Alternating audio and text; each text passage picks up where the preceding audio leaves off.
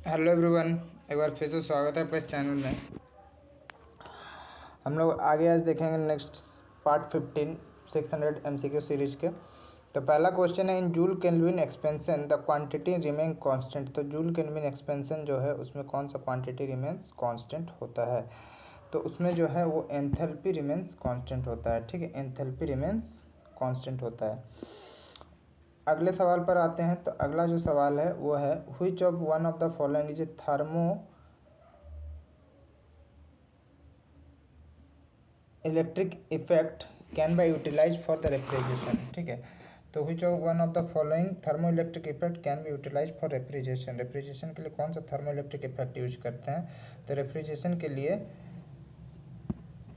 पेल्टायर effect को use करते हैं। ठीक है, कौन सा पेल्टायर इफेक्ट को यूज करते हैं। ठीक है, ये वाला क्वेश्चन भी इंपॉर्टेंट हो सकता है।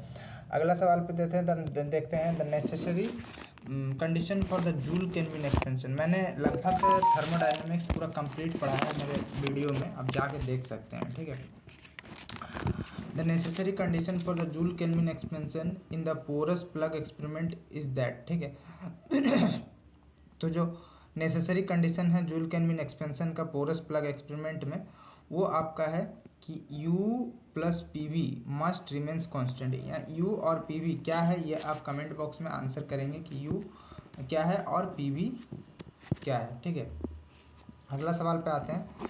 तो जो अगला सवाल है वो है आपका, for diatomic gas the root mean square velocity at room temperature is 1930 metre per second. The gas will be, कौन सा गैस है ये आपको बताना है। ठीक है, तो ये क्वेश्चन मैं बना दूंगा लेकिन नहीं बनाऊंगा। ये क्वेश्चन आप खुद ट्राई करके मुझे आंसर बताएंगे। हाँ, रूम टेम्परेचर बोला, मैं इतना बता देता हूँ, जो टी का वैल्यू लेना है वो टी का वैल्यू आपको 25 डिग्री लेना है। ठीक है, 25 डिग्री रूम टेम्परेचर जो होता है वो 25 डिग्री होता है।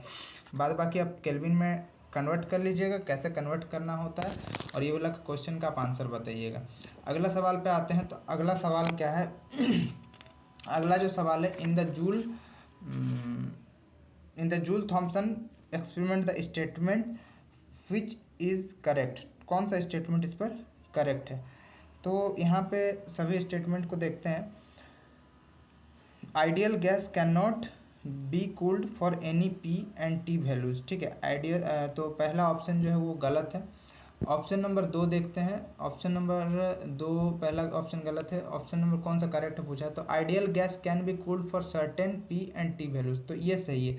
कुछ certain P and T values के लिए ये आइडियल गैस क्या होता है, कूल होता है, मतलब हो सकता है। ठीक है, यहाँ कैन नॉट लिख दिया है, तो ये वाला जो स्टेटमेंट आपका रॉन्ग है। अगला सवाल पे आते हैं। तो जो अगला सवाल है वो आपका है, in joule Thompson expansion the inversion temperature is the temperature below which gas. ठीक है, तो इन जूल थॉम्सन एक्सपेंशन जो इन्वर्जन टेम्परेचर होता है वो टेम्परेचर बिलो व्हिच, तो टेम्परेचर क्या शो करता है? तो आपका शो करता है सोज कूलिंग। ठीक है, क्या शो करता है? सोज कूलिंग। तो यहाँ पे जो इन्वर्जन टेम्परेचर है ये क्या है, ये आप मुझे कमेंट बॉक्स में बताएंगे। मैं इसीलिए इतना ज़्यादा सारा डिटेल एक्सप्लेन नहीं करता हूँ, क्योंकि आप जब खुद से कोई चीज़ पढ़ेंगे ना तो वो ज़्यादा अच्छा याद होता है एज कम्पेयर टू किसी के बताए हुए। ये आप खुद एक बार ट्राई करके ज़रूर देखिए। ठीक है, तो इन्वर्जन टेम्परेचर क्या है आप ज़रूर मुझे कमेंट बॉक्स में कमेंट करें। अगला सवाल देखते हैं, क्लाउसियस क्लेपेरॉन इक्वेशन। देखिए यहाँ पे टोटल 4 है और क्लाउसियस क्लेपेरॉन इक्वेशन मैंने पढ़ाया है। तो यहाँ पे मैं उसका डेरिवेशन बताया था, बट डेरिवेशन का कोई काम नहीं है, मैंने पहले भी बताया था लेकिन करा दिया था डेरिवेशन। खैर वो कोई इशू नहीं है। यहाँ कौन सा इक्वेशन सही है? तो यहाँ पे 2 ऑप्शन देख सकते हैं और 2 ऑप्शन आपका यहाँ पे है। ठीक है, ये 4 ऑप्शन है क्लाउसियस क्लेपेरॉन इक्वेशन का। तो कौन सा क्लाउसियस क्लेपेरॉन इक्वेशन सही है? तो जो क्लाउसियस क्लेपेरॉन इक्वेशन सही है वो है ऑप्शन नंबर ए। क्लाउसियस क्लेपेरॉन इक्वेशन मैंने पढ़ा दिया है, आपका थर्मोडायनेमिक लगभग मैंने पूरा करा दिया है। ठीक है, 90% खत्म है जो सिलेबस है JSSC लैब असिस्टेंट का। ठीक है, तो option number A is right answer. This is the Clausius Clapeyron equation, you can write in your notebook. And next one is, the Clausius Clapeyron equation can be derived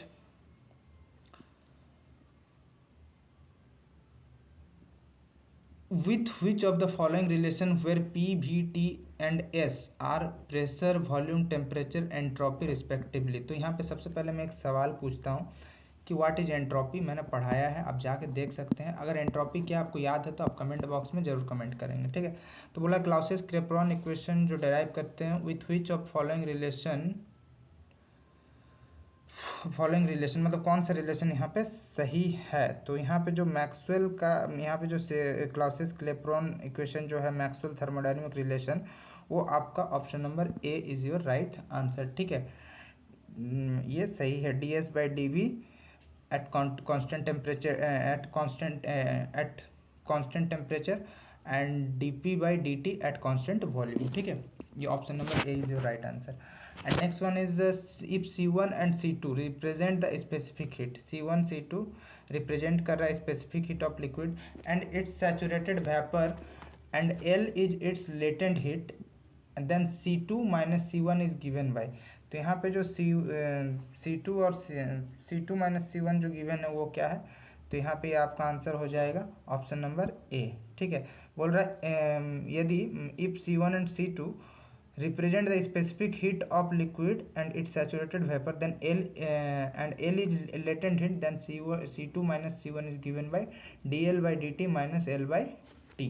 ये आपका relation सही है। अगले सवाल पे देखते हैं।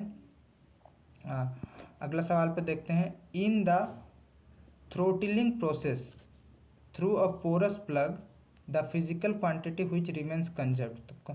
जो थ्रोटलिंग प्रोसेस है उसमें उसमें पोरस प्लग कौन सा फिजिकल क्वांटिटी जो रिमेन्स कंजर्व रहता है, ठीक है। कौन सा फिजिकल क्वांटिटी रिमेन्स कंजर्व रहता है, तो वो है आपका एंथैल्पी, ठीक है। क्या एंथैल्पी रिमेन्स कंजर्व रहता है। तो ये आपके हो गए कुल मिलाकर 10 क्वेश्चन।